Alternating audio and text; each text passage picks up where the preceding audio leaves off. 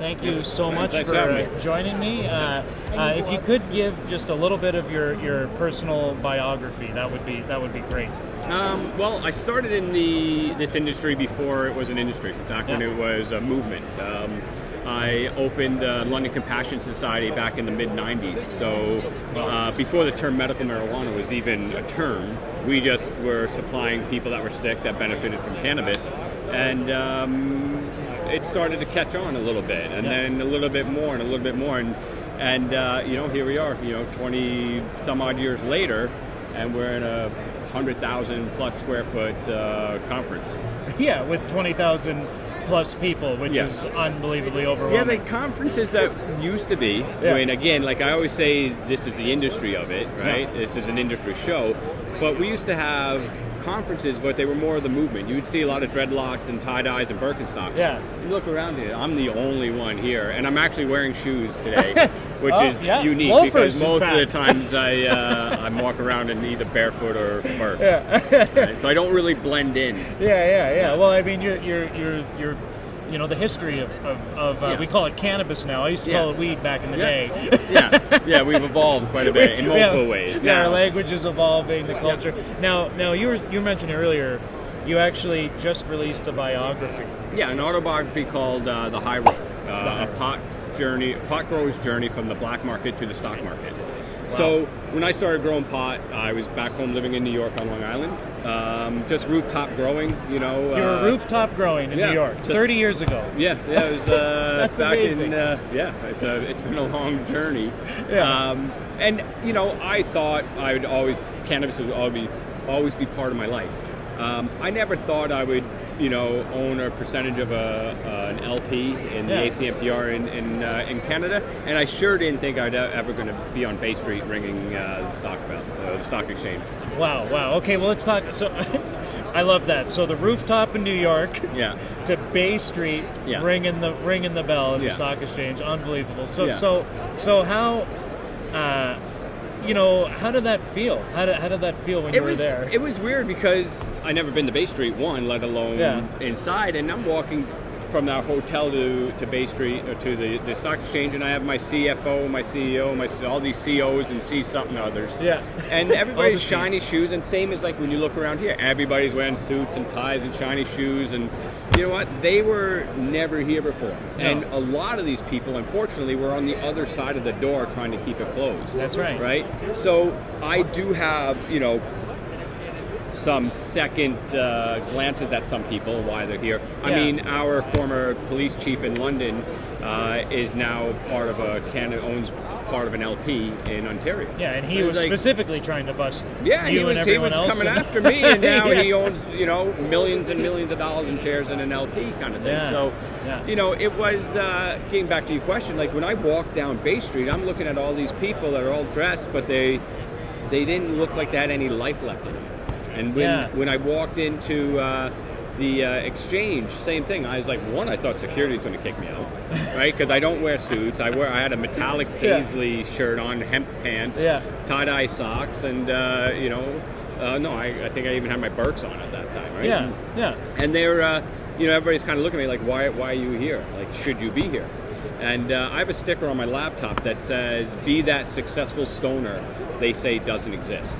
Right? Yeah, that's right. I'm not a successful stoner that exists. I'm still here, and I'm probably going to be here a lot longer than a lot of these other people. Absolutely.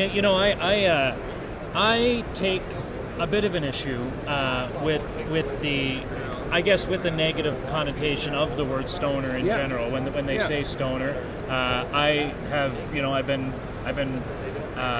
got a decade plus or more a run into. I wasn't a grower. Just a user in high school and beyond. And it's been since I started smoking cannabis. It's been a part of my life ever since. And I've only had some brief hiatus from it here and there. And I've been an entrepreneur for 13 years. Unfortunately, I have no hair to do dreadlocks, but all right.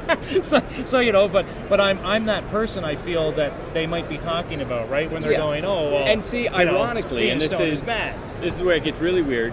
I just came off a 17-year hiatus of smoking cannabis. Wow, right? really? So ever since I was 13, I would take a break. I took a hiatus of 1 month every year. Yeah. At least 30 days, sometimes 60 days, sometimes 90 days. And 17 years ago, I said, you know what, I want to take another hiatus. It's going to be a month. No alcohol, no cannabis, no coffee, kind of thing. And all the addicted all stuff the things that just felt like you did it because you had to do it, right? Yeah. And coffee obviously was the hardest for me. Yeah, wow, that's crazy. I've been 17 years without any of it. Then legalization day came, and I was like, you know what? With all this CBD strains out there, and the focus now really giving vast opportunities to use cannabis in different ways, I thought, you know what? I think the time now is to really explore some of these CBDs, using CBD isolates, vaporizing, and I'm starting to get back to it. I've hit one THC joint, it put me in a puddle. And I was like, okay, I'm growing all this stuff. And since I didn't smoke it, I have a testing panel. So I have a group of people that some are chronic, meaning they smoke all day, every day. I have some that are just maybe daily users or a couple times a week, to people that use it a couple times a month. And they have to fill out questionnaires of look, smell, flavor, but then the effects. And then I can get a better collection of data on all my genetics. I have 40 some odd strains that I've been growing for upwards of 20 some odd years. Some of these same strains I've had since the early 90s. Wow, that's I'm unreal. still growing that same phenotype from that same seed. So and you brought that into your current company. So I'm trying to. Right now, they're still kept under the ACMPR PPL, personal production license, or the MMAR that is now kind of defunct but still grandfathered in. So that's the intent, is hopefully to get these strains that you've been nursing, pun intended, for the last 30 years ish. And this is the thing, is like with these genetics, I haven't just been growing them and distributing it. I've been keeping data on it. So I know, right now under the ACMPR, we're not allowed to tell somebody, hey, this strain works for this purpose, right? And you shouldn't do that anyways, because it might work different for you than it does for me. So what I've done is I've gathered data over the last probably about 18 years that we've been really serious about gathering it. Which, again, some of these companies here haven't been here for 18 months. Right? Absolutely. And what it does is I keep track of the strain, but I keep track of the client and what their illness is. And I'll have, if say somebody comes to us and they have epilepsy, I can go to our data and say, well, you know what? 90% use this indica and this sativa. And then the next strain they use, is this and this. And it gives them at least a starting point. But it also gives them, the placebo effect, in the sense that they know somebody else is benefiting from it with that same ailment that they have. Then it's more likely to work if they have confidence in the product that they're using. Absolutely. The placebo effect is a thing. Huge, like you wouldn't believe. A lot of people don't realize when drug companies run clinical trials, there is a known, researched, proven, and documented placebo effect, and it could be as much as 20%. And scientists are talking openly about this more and more. I think it's been I just find that things translate slow from the scientific community. It's mind over matter. Mind over matter. The strength of this muscle, it outweighs all these muscles. Absolutely, right? Strongest muscle we got. And again, it could work against you, because you could have some of the best cannabis, but somebody told you I tried that, or they tried a version of that, or somebody told them it was this, and it's crap weed. You go in and you're like, oh well, this isn't probably going to work, and you're if you doubt it. And I've done tests with my clients where I'll take the same strain, and they would say, it doesn't work for me, right? I'm like, okay, take it back, go put some Tasty Bud smell on it, some other terpene on it, right? And they open it and they smell, and they're like, oh, that smells really good. They try that and they're like, see, that's the stuff I need. I'm like, okay, that's exact same flower that you had yesterday with a different terpene on it. and it changed. We have to educate these people, because a lot of these people walking around here, they're not here to educate fuck all. No, they're here to help their fucking bottom line. Yeah, they're here to get their next press release. Yeah, well, they want to make sure that market cap goes up. I mean, in Canada, it's even, it's kind of worse, we don't have as big of a show, but some of the shows, Lift's getting pretty big. Yeah. And Cannabis is Cannabis is doing good. And they're doing the Toronto and the Vancouver. Cannabis also does Ottawa. Yeah. Again, the people there. I'm just looking at them, so I don't think you really are here for the right intention. You're not here for the movement. You're here for the industry. And what is the movement for you today? Like, so I feel like you've entered a new, and I want to. After that, I want to talk about 30 years ago. But you're in a new chapter. I think. What's driving you in this industry? I think I took a lot of heat from some of my old grow partners, right? Saying, "Well, you're selling out. You're giving in to the industry. You're moving into the corporate world. How the fuck are we going to change it if we're not involved in it? Yeah. You can stand on the sidelines and yell and scream all you want, but if you're not part of it, then you can't help direct it. So people like myself, people like Hillary Black.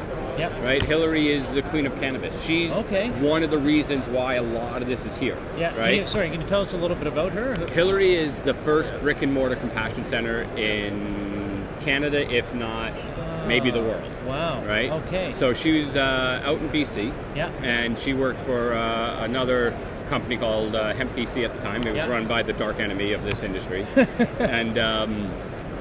And she saw the need the same as I saw the need. I worked for a company called Hemp Nation. Chris Clay, first cannabis store in Canada, like strictly only cannabis. First cannabis seed company in Canada. Wow. London, Ontario. This little blonde kid, soft-spoken, gave me the opportunity to be in the retail and be in the public's eye. Yeah. Right? That's where my NYPD came from, right? I was called NYPD, Canadian Cultivator. That's your nickname, NYPD. And sorry, can you explain how that happened again? So I'm from New York originally. So when I moved to Canada, everybody's well, that's Pete. Which Pete is it? Because Pete's a common name, and they said the New York one, right? Yeah, so you got the NYPD, right?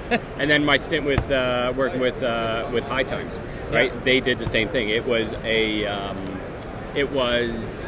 a way of not putting my real name in a New York-based magazine. So the NYPD. So that's what you wrote. So how long were you with High Times? I contributed photography, photos to them for probably about 5-6 years. Really? And then I worked with their cultivation editor, Kyle Cushman. They had me speak in Amsterdam at the Cannabis Cup. And then I returned with I got hired by a Swiss company out of Zurich. We grew some of our organic outdoor that I was very proud of. I smuggled 2 kilos in my backpack in Amsterdam and took 3rd place in the Cannabis Cup with my outdoor against all the Dutch indoor. Yeah. Holy crap! Yeah, I was pretty proud about that too, because I was like, "This there is was some outdoor." Angry Dutch cultivators. That I day. made fun of all of them. I'm friends with a lot of them, and they learned a lot from the Canadian community. They learned a lot from the California community. Obviously, the California boys that went out there and started up all these seed companies. Yeah, for sure. But the Canadians, we know what we're doing. We got the finger on the trigger. That's why the BC Bud was such a big name. Yeah. Right. And California, even here in Vegas, it's massive, right? Yeah, I really, and you can correct me if you don't feel like this, but and I'm an incoming cultivator as well. I feel like Canadians are leading in cultivation in general in the world, and if you remove everything else in the industry, it seems like we'll lead in cultivation specifically for quite a few years. We're federally legal, right? Now, there's tons happening in the States, right? Yeah. There's tons of money in Colorado and California and Michigan soon, and so it's just a matter of time. They will probably in certain strides probably already have surpassed us. Yeah. But you look at some of the companies up in Canada, they're multi-billion, tens of billions of dollars within 6 years. Yeah. Nobody does that. They've got a good war chest. Oh, dude, there's no industry has ever boomed like this. No. And what is your hope for the future of this industry? I mean, you're involved, you're inside it. I would like to see prices come down dramatically, right? I run the London Compassion Society. We just released a $2.50 gram. Wow. Right? Retail, $2.50. Holy. Right? That's amazing. So we're a not-for-profit society. Yes.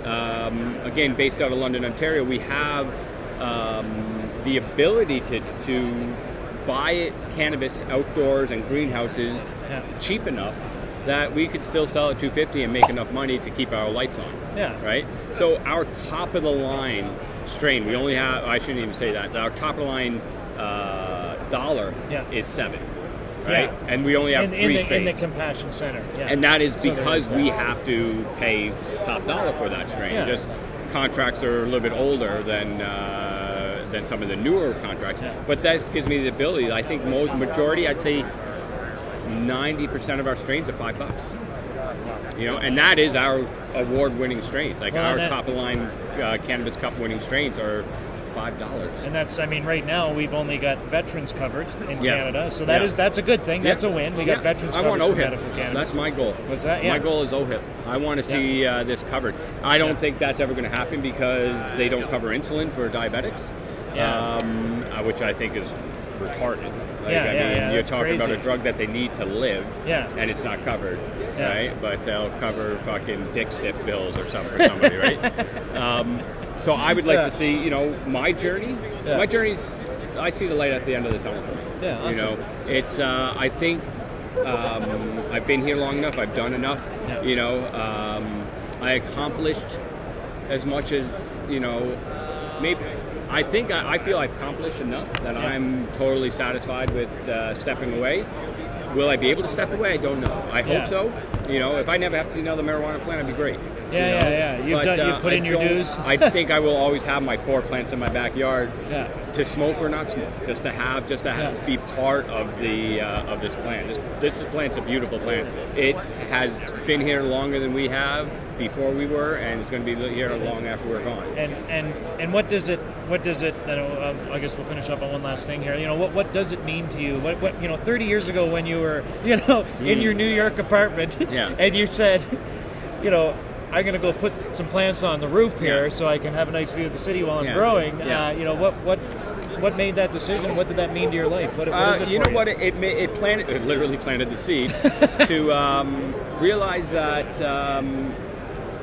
you don't want to prostitute this plant, right? And I won't work with anybody that prostitutes this plant, right? Meaning, if you're growing pot strictly for the money, and you're pasteurizing and chemicals and sprays, and you're just doing whatever you can to make that money, the plant realizes it's a living entity. 30 years ago when I started this, I didn't start growing pot to sell pot. I started growing pot so I didn't have to buy pot.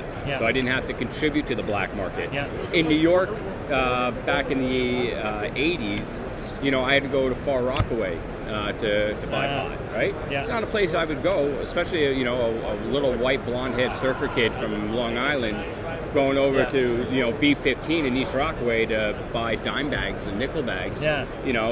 Drive down a road that the lights have been shot out on, and you roll down the window, and you get these shadows coming out to sell you pot, and you're getting Mexican brickweed. I just felt, well, listen, if I grow it myself, one, I could start saving money. Same when you're a teenager, money in your pocket's money in your pocket. Different genetics, right? So I would get into indicas and sativas, and I knew how it was being grown. It wasn't being sprayed with avamactin or any kind of pesticide.